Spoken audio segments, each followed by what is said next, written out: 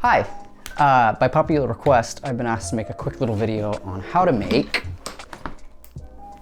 the little lid light.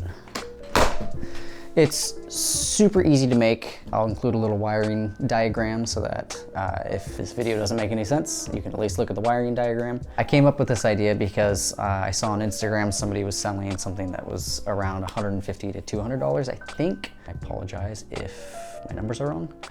It's this entire like battery built-in little light that you kind of bolt onto the top of your Pelican, which is cool.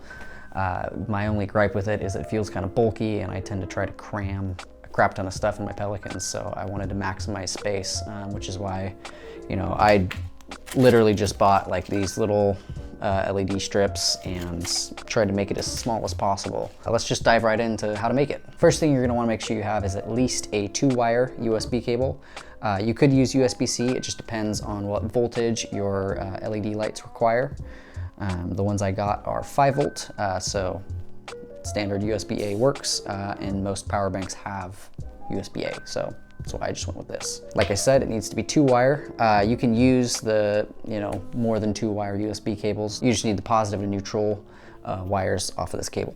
The next thing, which is optional, is a switch. I just have this fairly bulky, I don't remember where the switch came from. You want to make sure your switch is rated for the voltage that you're sending through it. Depending on what LED strip you get, you might need to get the little like LED strip couplers. This is what they look like. Depending on what strips you go with, the one I bought actually had a USB cable soldered to it.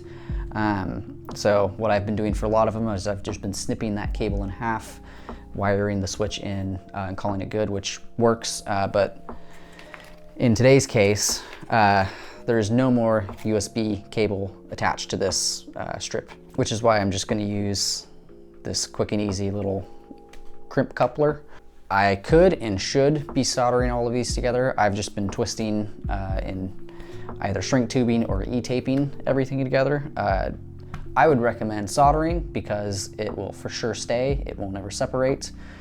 With some of mine, I've literally just twisted and taped them all together, and every now and then I'll notice some flickering on the lights.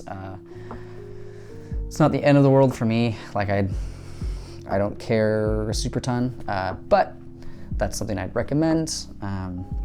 Makes it a little cleaner, a little easier to shrink tube everything, and obviously makes it a lot more bulletproof if you're gonna be a little rough on your Pelicans. As far as the wiring goes, all we're doing is putting a switch in line with the positive.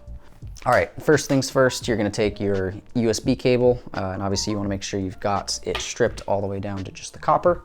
We'll take the positive, so the red, and I'm gonna just twist these together. Again, I'd really strongly recommend soldering everything together.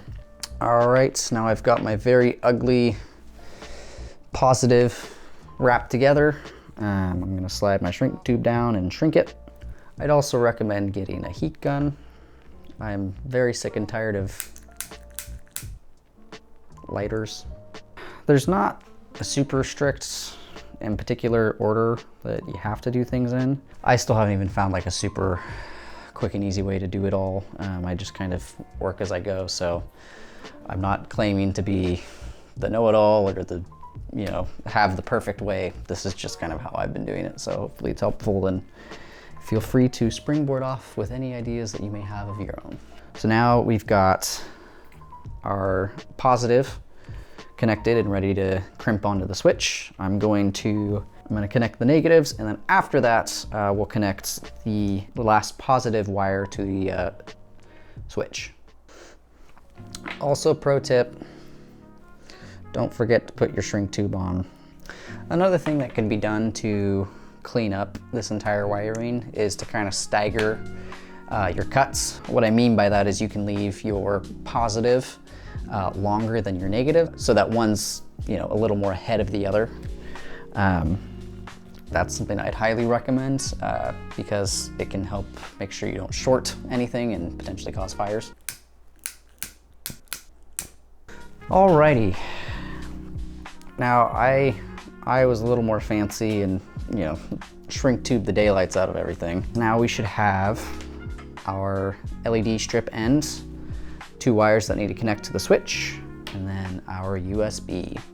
And again, you can do whatever switch you want. I just chose this one because it came with a bunch of pre-made wires that are easy to just crimp with a set of pliers. Again, I am not claiming to be professional in any regard. This is just a little project I did and was encouraged to share it with people. So here we are.